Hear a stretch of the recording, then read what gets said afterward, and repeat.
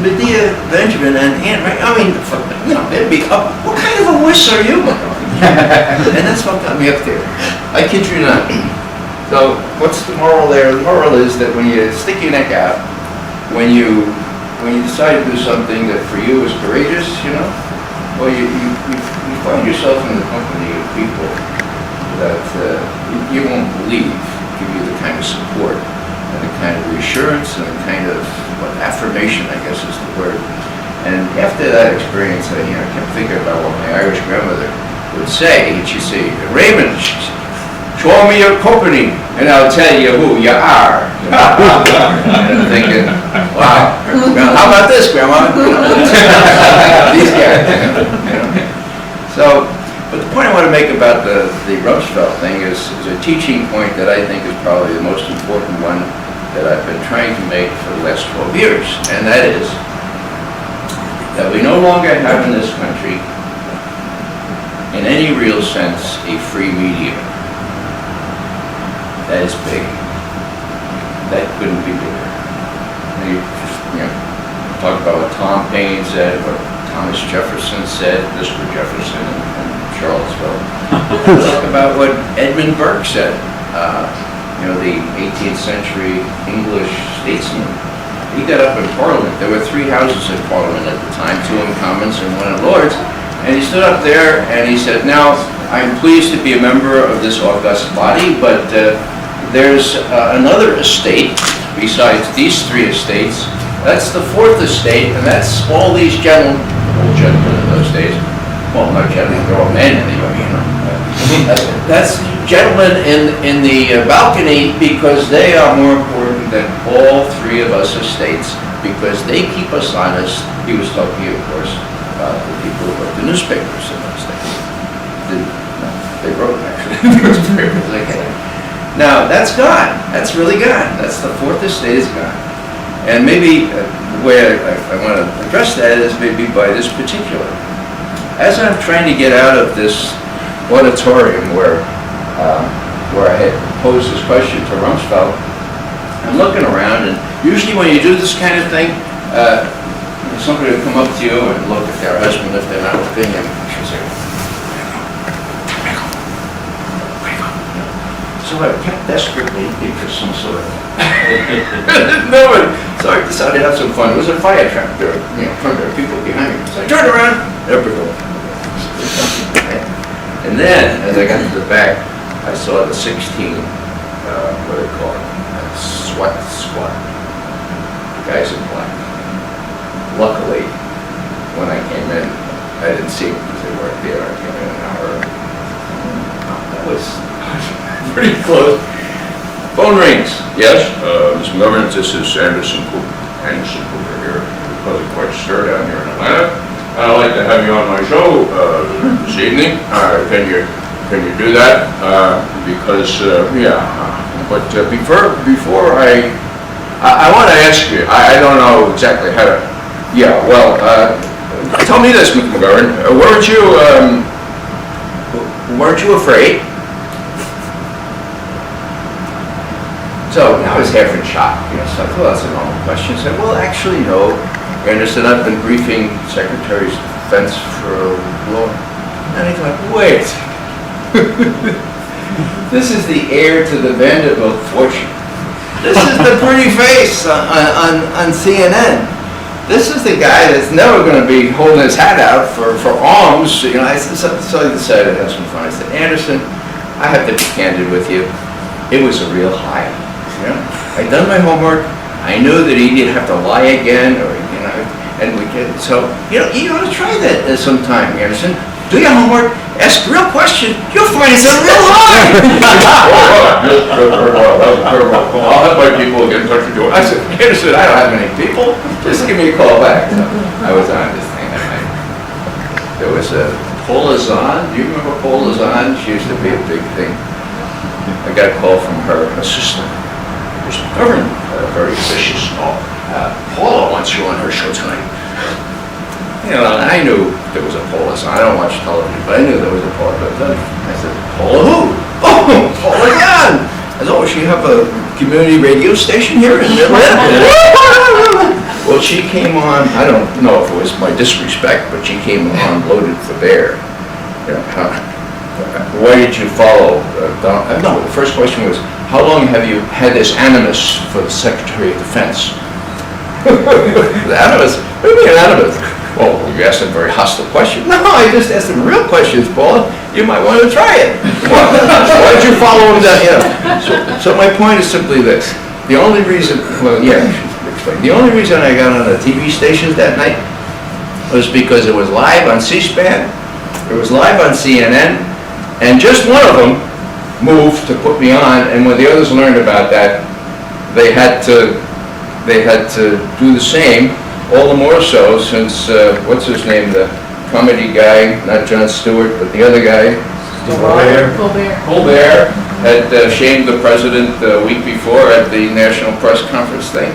So, but the big thing was, nothing of any consequence in the whole world happened that day. What luck! The only thing that happened was one of the Kennedy brothers went back for, rehab for alcoholism, and even CNN couldn't stretch that beyond, 15 minutes or so. So that's why I got on. That's, and it was really an experience. So I just want to make that point because it's so crucial. And the bad news, of course, is that there is no fourth estate anymore. Now there's good news. What's the good news? We are the media. We are here, right? And is there any hope of there being no fourth estate? Well, I'm here to tell you that there's a fifth estate. Yeah. And it's, where's the ether? Anybody know where the ether is? All I know is it comes down into my computer, and I know where to look, and people look after me to make sure I don't miss anything. You can know what's going on, folks, and preaching to the choir here. You can know what's going on if you just know where to look. Well, for somebody my age, it takes a little extra effort, but my grandchildren have me down to three pokes, and I can get right on Democracy Now!, which I do, and that's the last thing I'll say by way of introduction.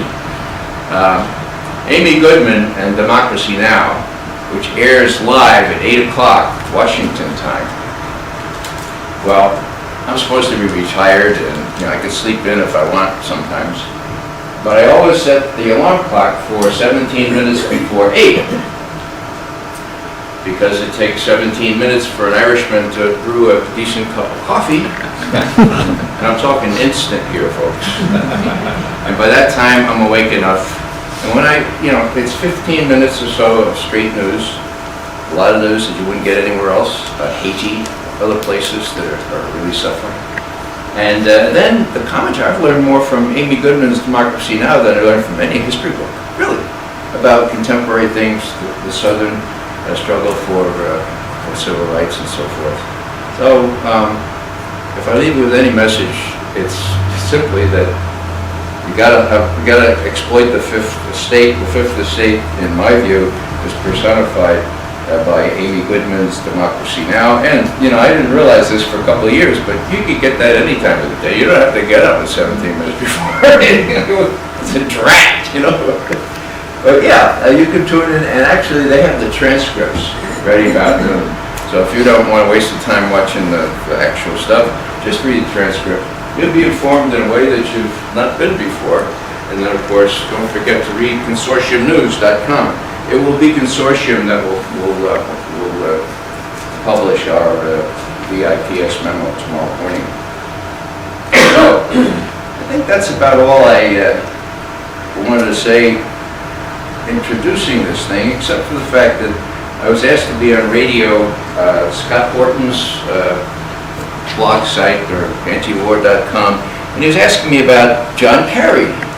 Because Kerry has been calling Putin, Putin, as we all know, nasty, bad Putin, no shirt on, riding on horse, no shirt on, bad Putin invades other countries and all that kind of stuff. What trash, What drivel, So he was talking about Kerry, and Kerry has accused Putin of having fantasies. fantasies about bringing back old Russia and all this kind of stuff. It's poppycock, it's really, I have to share that, I spent most of my early career as a Soviet specialist, Soviet foreign policy. They used to be the bad guys. They used to lie all the time, right?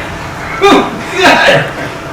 To watch Putin, and you really owe it to yourself to watch one of his press conferences. And comparisons are invidious, but the Russian correspondents ask real questions. And he doesn't have any teleprompter. He sits down and he answers them. And he's got an incredible grasp of detail. So, what am I saying here?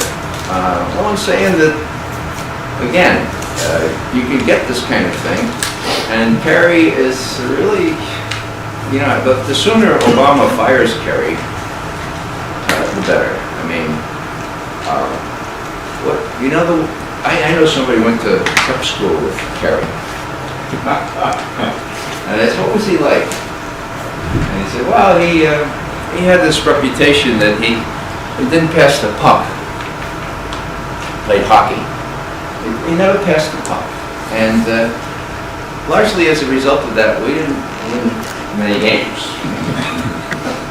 So that's a metaphor for me, We gotta tell him to pass the puck and go spend some more time with his family, The guy is a menace. I think, there's this arrested development thing. I was thinking back when I was in high school, and lucky for me, I was in an all-boys high school because girls were a terrible distraction for me.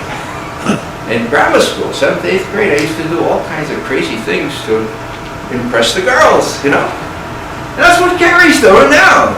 He's doing all sorts of things to impress the Samantha Powers, the Susan Rices, the Anne-Marie Slaughters of this world. Anybody read what Anne-Marie Slaughter wrote 2 days ago?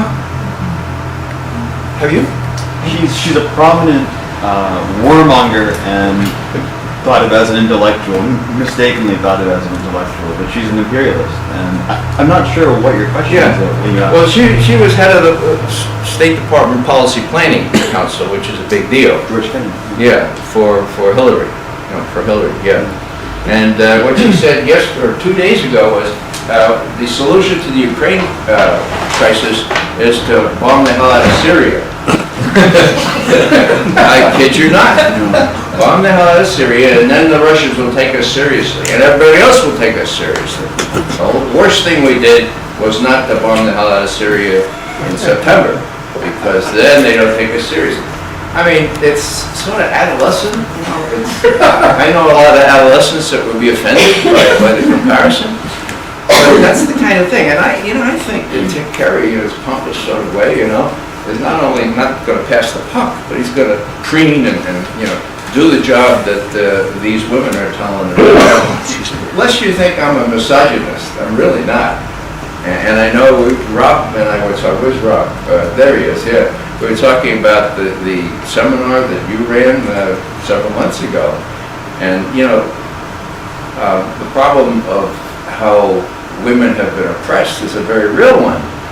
But equally real, I have to say, is what happens to people. When Hillary Clinton and Bill were running together, I said, oh, that's a twofer. She's great, She's educated, she's a lawyer, she's going to fix the health system and all that. I just was so enthusiastic about it. Really, well,